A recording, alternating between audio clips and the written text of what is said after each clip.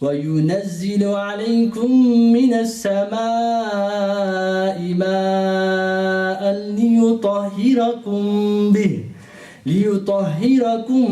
به ويذهب عنكم رجز الشيطان وليربط على قلوبكم ويثبت به الأقدام. Surah Al-Anfal, verse 11. Good verse, look at it. Remember when he gave you sleep. He put sleep over the Sahaba. It was very abnormal. You won't really fall asleep like the way they did. When they start speaking about it, I think it was saying Zubayr was like, I just couldn't move my head. However hard I tried to move my head to get up, I just couldn't do it. Fall asleep. And everybody, even the Prophet ﷺ, all the Sahaba, Allah put the sleep over them, like the Ashab al-Kahf. They rest. They needed the energy. Okay, so that happens. Okay, and they're shattered. They are absolutely shattered. No water, right? They're in hadith. Okay, some are in janaba. They need to take ghusl. Okay, they're in the state of janaba. You fall asleep. Does this break your roza, by the way? If somebody is in the state, if somebody falls asleep during Ramadan and they have a dream of a sexual nature, okay, that dream by itself doesn't break your ghusl. But if you've got signs, water and so forth, if somebody has a wet dream, does that break their roza? Because I got this phone call twice. Does it break your roza? You wake up, you have to have ghusl. Doesn't break your roza. Do you see? That does not break your roza. Okay, because that one, of course, if you've only had a dream and it's going to sign, that's nothing. But if your ghusl is broken by a wet dream, then you have to take ghusl, but your roza is not broken. Important question. Okay, and so this is this question. So some are in the state of janaba. Okay, they're feeling dirty. There's no water. They're feeling dirty. They fall asleep. When they wake up, they start to get waswasa. What's waswasa? Who is he? Sounds like a cool name. Some people just take names by hearing. That sounds wicked, missus. Waswasa. Then they realize 10 years later on it means the whisperings of Satan. What do we do now? That's why don't just rely on Imam Google, because he's shaitan Google in most cases. Go and ask somebody. When you want to choose, see, your children have a right over you. You can't just choose, you can't just go onto the internet and just choose a random name. No, they have a right over you. They have a haqq that you give them nice names. You get a beautiful name. That's a haqq that they have over you. So you must do that. Give them beautiful names. Be careful giving them heavy names. Omar, Hamza. Well, you're asking for it. Good. They're good names, beautiful names. They're heavy names. They're lions. And so take hikmah in that. So here they are. They wake up. They're feeling like this. Shaitan what's shaitan? What's that? Oh, you're with the Prophet. He's saying you're the awliya of Allah. You have no water. You're praying to Allah all dirty. Waswasas. What type of victory are you going to have? Waswasas. All these, waswasa. By the sign of Iman, if you get waswasas, shaitan throws questions into you. Why did God? Why? That's a sign of Iman. Okay, but then you've got to counter that waswasa with Qul huwallahu ahad, la ilaha illallah, get lost, shaitan. I'm going to, the Zayn Bika song. Yeah? I'm going to throw you down. I'm going to throw you down. Right out of town. Do you know that? Oh, shaitan. I'm going to not sing that. Okay. It's a good nasheed. My son loves it. Imagine walking through town. I'm going to throw you down. Oh, you're right. But it's and so they're getting this waswasa. Okay. What does Allah say? He says, remember when He gave you sleep, so they fall asleep. And then look, as a reassurance from Allah, and sent down water from the sky. Allah sent water down. They were soaked, drenched in water. And if you are drenched in water because the rainfall is so strong, and you need to take ghusl, what happens? Your ghusl is done. All you do is rinse your mouth and nose, but your ghusl is done if you're soaked to the bone, like they say. You see? So they were all, mashallah, all washed away, all tahir, all those waswas of shaitan. Allah gave them rest. Can you imagine going to war, you're a bit scared. It's hard to sleep at night. I mean, somebody has an exam the next morning, you're all worried and so forth, you know. Allah forced sleep upon them. Sleep. You know, some people are natural, really good sleepers. 10 seconds, 30 seconds, gone. Do you know people like that? Gone. Other people, all night long counting sheep, nothing works. And Allah subhanahu wa ta'ala, sleep. They needed a rest. They're about to fight for Allah and His Rasul sallallahu alaihi wasallam. Forced rest. Then they wake up, rain. And all the waswas is washed away. I remember this taxi driver in Damascus, I see this rain. What a blessing. I said, what do you mean? I know it's a blessing of rain, because look, Allahu Akbar, Allah sends rain down. All the cars are washed. All the streets are washed. All the streets are washed. And if you had to clean your streets, how many people would we need to clean Jubilee Road? I mean, Jubilee Road is quite clean, don't get me wrong. But maybe another road. Totteridge, that's not too bad. How many people would you need to clean, physically clean High Wycombe? Those road cleaners and so forth, sweepers and machines. Allah sends rain down. Sometimes a minute or two. Allahu Akbar. Streets clean. All the disease washed away. The best part, I saved £3 a car wash. Just me, you're not tight as me. Okay, Allahu Akbar. And that's what he said to me. I thought, Allahu Akbar. Look how people look at things differently. This man is subhanallah. And that's the point. So the rain came down, okay, and then Allah subhanahu wa ta'ala, Allah says, we sent down the water from the sky to cleanse you and to remove Satan's pollution from you and to make your heart strong and feet firm. Allah subhanahu wa ta'ala, by sending the rain down, not only did they feel clean and water to drink, also softened the ground that they were about to fight on. Okay, and then you have many other. He sends the Sahaba out just to check, because it was the darkness of the night. They didn't really know who was in the valley.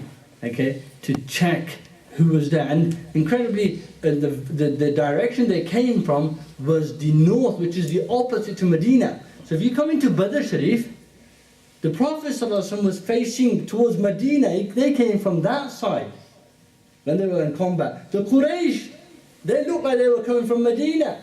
But this was all strategy, because war is strategy. And what they did was they chose the side from where the eastern side, where the sun was rising from, so it would be shining into the faces of the kuffar and not in their faces. That's smart, subhanAllah. And then he sent the Sahaba to check and so forth. I'm going to move on, right? Then they moved into the center and further forward, and then they took care of the wells.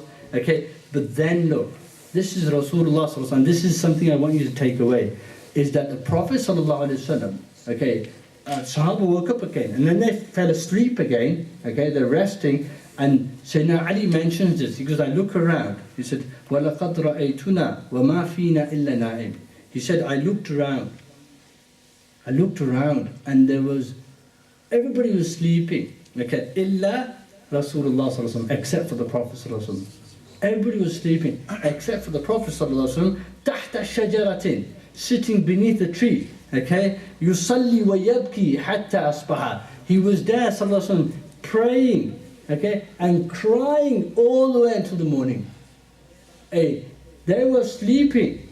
He was awake, sallallahu alaihi wasallam, sitting under a tree, praying and making a dua to Allah subhanahu wa ta'ala. What was his dua? He said, Allahumma in tahlik hadil fi'a, or tuhlik hadil fi'a la tu'bad. Oh Allah, if you destroy this group of Sahaba, and this army, okay, the Muslims, you will not be worshipped in this area ever again. But the point here is the dua. See, people are sleeping, the Prophet's awake making dua. You could say, why? He doesn't need to make dua. He's already been given guarantee from Allah subhanahu wa ta'ala, they're going to be victorious. Yet the Prophet taught us, take the asbab, take the means all the time. Even when you know you've been guaranteed victory, okay, or success in something. Okay, you get people they buy business and so forth, and they're just, born businessmen. And you can use many examples. They know this is going to be a success. You see, yet still, the way of the Prophet is not to work like that. Pray istikhara. And still turn to Allah and say, Ya Allah, please guide me to what is the best thing, okay, in the dunya and the akhirah. And so this is one important aspect that the Prophet was engaged in worship, okay, even before all night and before the actual fighting. I'm going to give you two examples, okay. Maybe I'm not going to go into too much depth, maybe later on. But before they woke up in the morning and night, they had already rehearsed where people's positions were, right? The Prophet had told them exactly where they had to stand, okay. And the next morning, they prayed Fajr, he gave a khutbah, and they lined up. And then what happened? You know the story, but I love mentioning it. And this is the beautiful thing about Seerah. You know these stories, right? But when you hear them again, you only increase in Iman. Allahu Akbar. There's a young Sahabi, okay? As they were lining up, the Prophet was inspecting the lines. He found one Sahabi, one young man like you guys, okay? Out of line, standing slightly forward ahead of the rest of the Saf. Happens in namaz. You get this a lot. People should take care of this. Standing in straight lines, shoulder to shoulder, I know it's the other brothers who tend to mention that a lot, shoulder to shoulder, but it's the sunnah. It's important to be together. You see, when you have gaps in your namaz and in your sufuf, shaitan creeps in, puts waswas on your head. That's why whilst you're praying, one person's doing an overhead kick into the right top corner, the other one's just won the lottery, third one's like just got married to his dream person. People in prayer, it's just an imam got something, that few seconds just trying to navigate, where am I? And then you're like, oh, we're already finished namaz. Do you see that? Or is it just me that happens to? Okay, mashallah, I have good opinion, you've been nek log, mashallah. You're like Sayyidina Ali, you go, Allahu Akbar. Huh? If you had an arrow pierced through your arm, you could pull it out, you would not move. Huh? MashaAllah. But that's why I've come to Highway, and take from your barakat, inshallah, from your state. But you've got to teach me how you do that. How do you do that? MashaAllah, people out of Highway come, they struggle. They go, Allahu Akbar. Somebody's on online banking, straight into their bank account, they go, how many pennies have I got left, man? I've got to buy that iPad. I can't do it, man. I've got to get some credit. I can't nick money. You get it? It's like, that's their prayer. And it's only just the Imam, when he says, Allahu Akbar, you get it? And the whole prayer is like this. In their prayer, incredibly, and this is a true example of people in a masjid, they were praying behind an Imam, and he made a mistake. He wasn't sure. Had he prayed 3 rakahs or 4 rakahs? He wasn't sure. And one man turned around, and so they're having this conversation. One guy turned around, and he had a little shop, and he goes, we have prayed 3 rakahs, not 4. So, well, how do you know? What's your proof? He goes, because every namaz, I do my hisab kitab in my namaz, and I do the khatam in kitab and counted all my money up. So, it's a funny, hilarious example, but I swear to God it's happening. Yes or no? You get it? And so the way you counter this is one of the advice, one of the nasihas our teachers give is that when you make wuzu, you see, when you're making wuzu, that you're actually focused on the task ahead, that you're focused, that I'm about to stand in front of my Lord and pray. You see, and you read those du'as, Allahumma, Bismillah, Allahumma aini ala tilawati al-Quran, wa ala dhikrika wa shukrika wa husni ibad. Allahumma rayyihni ra'ihat al-Jannah wa la turayhini ra'ihat al-Nar. Allahumma bayyid wajhi yawma tabyad al-wujuh. You see those du'as? There's all these du'as, you're focused. So if you're focused in your preparation, when you come to pray, you go, Allahu Akbar, and you're focused, even though you don't understand, but you know where you're standing in front of your Lord, and then mind's not going here and there. So, because look, it's important, because remember, people take from their prayers in accordance to their concentration. Some people walk away 100%. They prayed from beginning to end. Other people walk away 1%, 10%, 20%. And that's very important, that the prayer is for Allah. If you're in our prayer, that's why I have a real issue with Jummah khutbahs. Before Jummah khutbahs, you don't have it too much here. But in other places, they do hold money elan. Filan 5 pound dittasan, filan 7 penniya dittasan, filan 10 pound. I mean, I've come for Jummah. All week I've been thinking about money. Now I've come to pray Jummah, 10 minutes. I've come in right at the end as well. And you feed me money? I don't want to hear money. Give me something for my ruh. That's one of the worst things that can happen. You just, all your namaz thinking, Chaudhry Sod, the Malik, so he does. Yeah. I mean, these are real things. I met a young lad after Taraweeh recently, and they bought a Range Rover. Okay, and I said, I was speaking to him, and he said, well, we're getting rid of that Range Rover now. I said, why? Because somebody else copied us. We're getting the latest one now. And he was a young 15-year-old lad. They had a Range Rover. Nobody else had a Range Rover in that town. And somebody else bought a Range Rover. So now they're izzat, rank is threatened. There's khatar. Now they got rid of the Range Rover to buy a newer Range Rover. Why? Just to shut up Chaudhry Sahib, innit? To let them know who's boss. But do you see that, we laugh about it, but they're real things. So in prayer, we should refrain from that. The Prophet ﷺ, salah, very important, okay? And it should be focused. So he lines them up, and one guy is out of the line. Again, his name was Sawad ibn Ghaziyya. What's his name? Sawad ibn Ghaziyya. Want to memorize. Sawad ibn Ghaziyya, radiyallahu ta'ala. He's slightly out of line. You know what happened, right? The Prophet ﷺ had a little stick in his hand. Okay, and what he did was he poked him to sort of slightly, push him back into line. You get it? You push somebody slightly. My man turns around and says, "Oh, Jatani, and you hurt me." He's holding his stomach. I said, "You hurt me." Can you imagine this? This is Rasulullah. As Umar heard this, I don't know what he would have done to him. You see, he said, "Oh, Ja'atani, you hurt me. You've actually hurt me." It was a slight, soft touch. وَالَّذِي بَعَثَكَ بِالْحَقِّ وَالْعَدْلِ. By the one, I swear by the one who has sent you with justice and the truth. Okay, فَأَقِدْنِي, I want revenge. Allahu Akbar. About to go into battle, one from our own lines, young Sahabi as well, the elderly, young. You've hurt me. I want revenge. So the Prophet ﷺ, he lifted his qamis sharif, lifted his qamis sharif, and unveiled his stomach, blessed stomach. And now, what was the Prophet's stomach like? What was it? Which way do you think it went? Do you know it's an absolute bid'ah, innovation to have a flat stomach? The Prophet was flat stomached. This is, and obviously sometimes we can't help it, There's pakora, I can't mention pakora, I mentioned there's chaat and katlame and what else do we have? Chippers.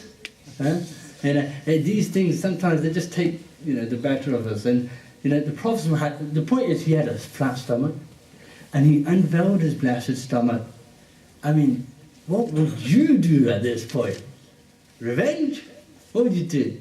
So he's unveiled his stomach for this young Sahabi to take revenge, to retaliate, because he said the Prophet hurt him. What did the young Sahabi do? He goes, فَأَعْتَنَقَهُ. He went klava maras. He grabbed the Prophet from the stomach and he kissed the blessed stomach of the Prophet ﷺ. Allahu Akbar. That's what he did. Can you imagine it? Imagine it. Rasulullah lifting his qamis sharif. He looks, everybody's looking. You can imagine 313 Sahabi. They've counted, by the way. The Prophet ﷺ counted them. He said, count. How many have you got? I got 313, like Talut had. And he defeated Jalil. He had 313. We have 313. They counted how many Sahaba there were. So they were watching, what's this young Sahabi doing? He goes and hugs the Prophet and he kisses his stomach. And they're watching this. And then this is the point here. He goes, Ma hamalaka ala hada ya Sawad. Hey, what made you do this, ya Sawad? We think we're ashiks. And we hear about ashiks. But the young man in love, man. He goes, Aradtu an yakuna akhir al-ahdi an yamussa jildi jilda. He goes, and before the Imam, he goes, Ya Rasul, you can see what's happening. We're about to go into battle, but I wished that the last thing that happens, because we're going to battle, anything could happen. I could die, never see you again.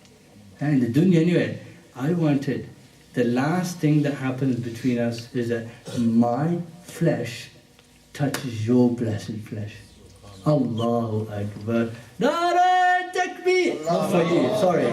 Nara Takbir! This is where it goes. And that's just like Pakistani emotion, like, wow! That's what it is. So you could go in and just like a wicked! I mean the same thing, okay? And well, not really. Allahu Akbar. Okay, but look at this young Sahabi. Okay, that's one example of love of young Sahaba of Rasul. And the Prophet said, look at if this happened outside, to anybody, however big they are, had they not known this story, if Imam Sahib pushed somebody, and he said, you hurt me, I want revenge. So we're talking about talk. I've hurt you now. That's what normally would happen. But the Prophet ﷺ left us with an incredible example. However big Mawli Sahib, whatever you are, they have to follow now. That's the scale. I've hurt you, fair play. Well, if you say I've hurt you, I trust you, I believe you, I've hurt you. Even though, mashallah, you're solid and you got a six-pack, I don't know how I'm going to hurt you, but okay, I hurt you. You want revenge? Bismillah. That's the haqq, isn't it?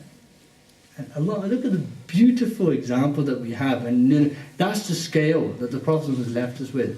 That's what we need to try and follow. It's not easy.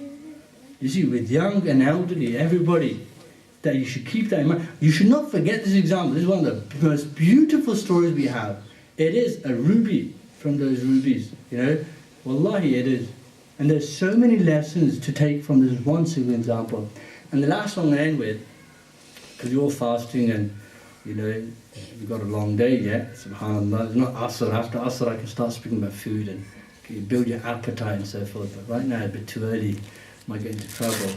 The other example I'm going to end with is Akasha. What's his name? Akasha. Great Sahabi, radiallahu ta'ala anhu. Ibn Mihsan, okay? Akasha, not Akasha, the motakaf, Akasha. Okay, Ibn Mihsan. Okay, great Sahabi. Warrior, Muhajir, he's from Makkah. He migrated with the Prophet ﷺ. He's a warrior.